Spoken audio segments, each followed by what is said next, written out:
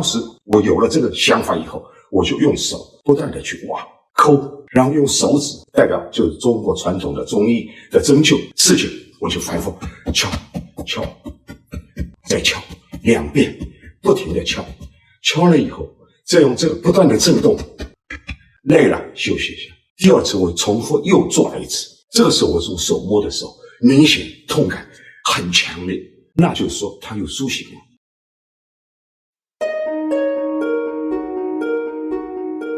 那么在病房里我不可能做，我就这样躺着，敲的过程中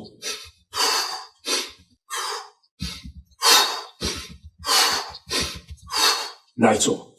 就在这个做了以后，1个小时以后，护士又来检查，突然发现我的血氧从90不到跳到92，带着氧气做吸血腹再敲。这个呢就是说先把它放上去以后，你看着啊，先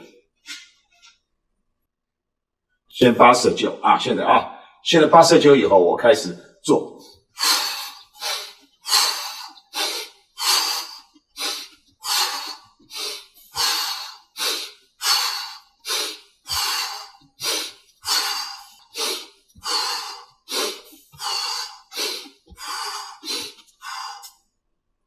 现在93了啊，94了，看见吗？它慢慢就自然，你不敲，它也能达到95了。这就是这个吸血腹的好处。比如说，现在到了92，我就要做腹斜法了。比如一边敲，一边吸血腹。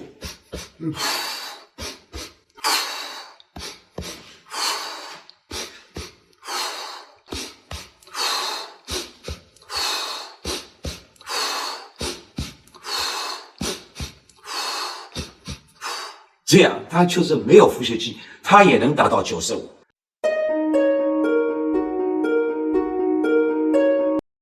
So for this exercise, we want to do is continue practice 2 breath in, 1 breath out.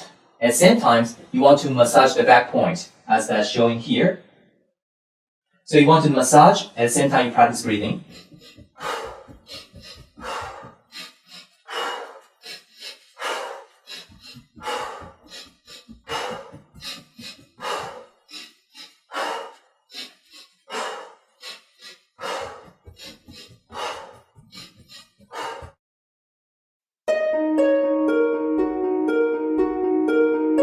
So this exercise, you want to put your hand just right below the diaphragm.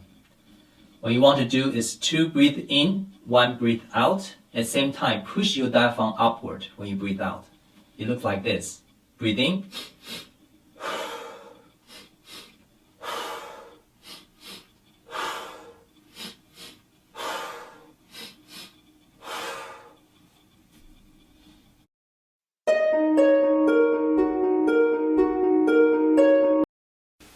For this exercise, you want to find a sensitive spot on your sternum.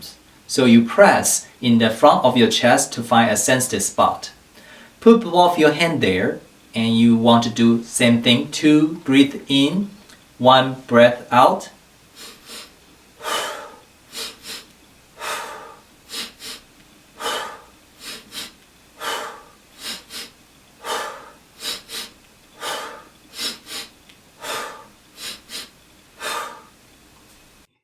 After the lung function has recovered, and the next step is to improve immunity and eliminate the virus completely. Thanks to Mr. Gu for developing a set of T cells exercises for more than 10 years, which can stimulate the active of thymus, help our immune cells and T cells become more powerful to deal with invading bacteria and viruses. Please refer to the video I showed before.